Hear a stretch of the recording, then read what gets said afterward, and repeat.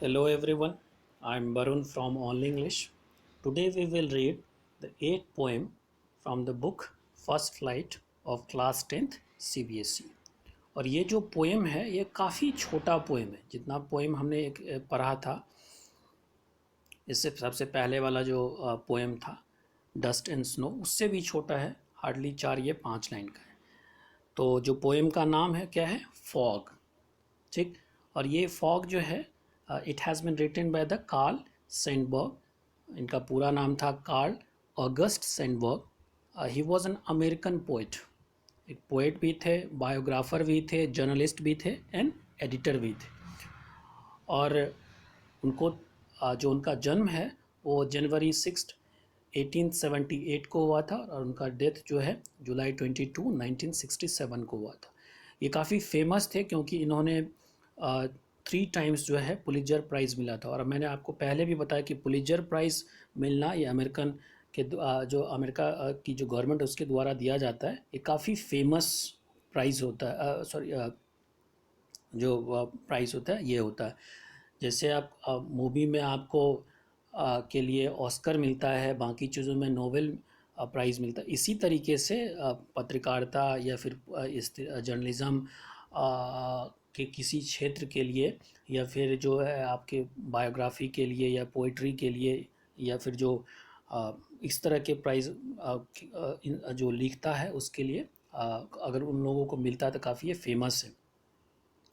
ठीक।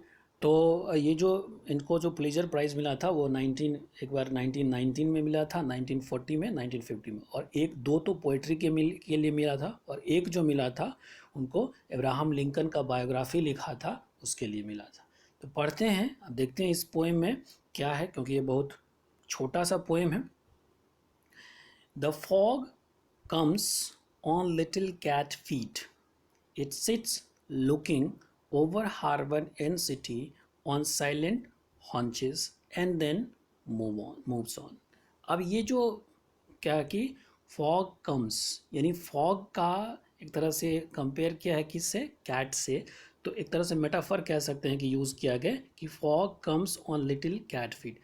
आप देखते होंगे कि जब कैट आपके जो बिल्ली आती है आपके घर में या कहीं पर भी, तो इतने दबे पाँव होती है कि पता ही नहीं चलता, बिल्ली के आने का आपको पता नहीं चलता। इसीलिए कह रहे हैं कि the fog comes on a little.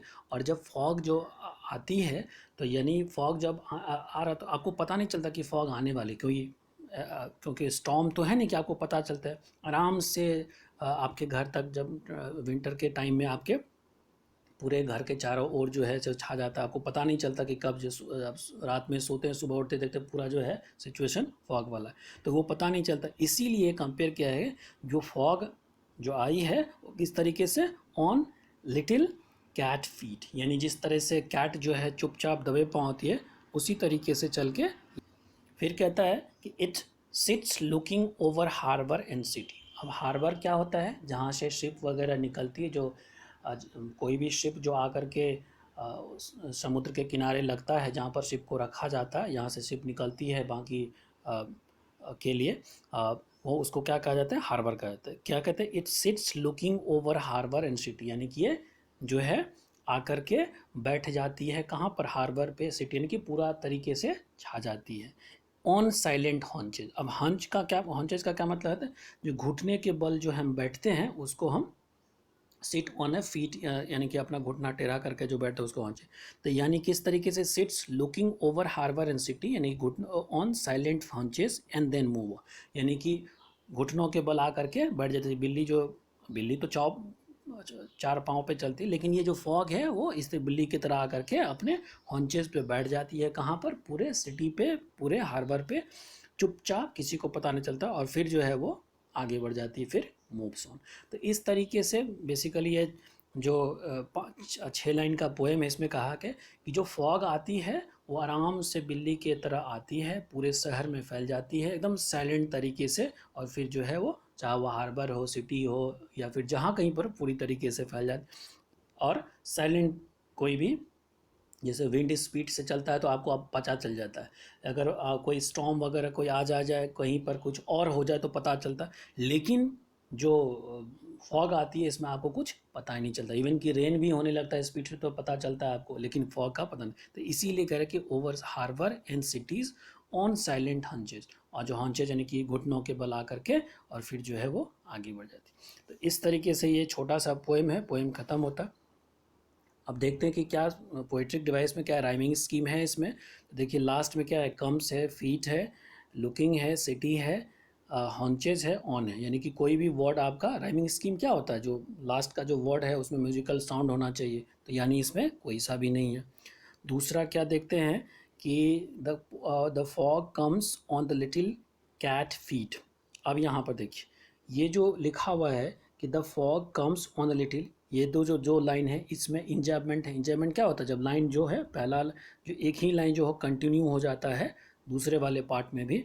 उसके बाद देखिए it sits looking over harbour and city on the silent haunches and then move on, यानी यहाँ से भी ये शुरुआत है, ये भी इंजॉयमेंट भी है कि लुकिंग के बाद ओवर इंजॉयमेंट क्या होता है, जब कोई भी लाइन कंटिन्यू हो जाता है दूसरे लाइन में बिना फुल स्टॉप के, कॉमा के, या बिना किसी पंचुएशन मार के, तो उसको इंजॉयमेंट कहते हैं। ठीक, तो यहाँ पर देख ले कि लुकिंग के बाद ना कोई कॉमा है ना कोई किसी तरह का पंचुएशन मार्क है, और वो फिर कंटिन्यू है, ऊपर में वही भी वहाँ पर भी हुआ है, कम्स के बाद भी ऐसा नहीं। तो ये जो दोनों लाइन है ये सारा इंजॉयमेंट।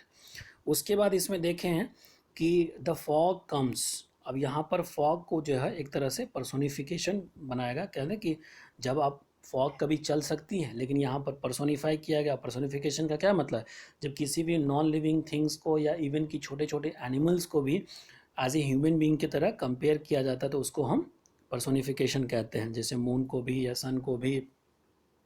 तो यानी फॉग कम्स, तो यानी फॉग को जो है पर्सन पे, और फॉग का फिर कंपेयर किससे किया गया, कैट से। तो एक तरह से यहाँ पर जो है ये मेटाफर है, यानी कि fog comes on the little cat feet, यानी जिस तरह से कैट चलती है उसी तरह से फॉग आती है, तो ये मेटाफर है। उसके बाद और देख लेते हैं कुछ है तो, और फिर बाकी आपको रिपीटेशन भी नहीं है, एलिट्रेशन भी नहीं है, ओवर हार्बर सिटी नहीं, और बाकी इसमें कुछ भी नहीं है। तो ये ही तीन जो है आपको राइमिंग स्कीम इसमें था। ठीक, इस तरीके ये चैप्टर ख़त्म होता है। मिलते हैं नेक्स्ट चैप्टर के साथ, तब तक के लिए गुड बाय।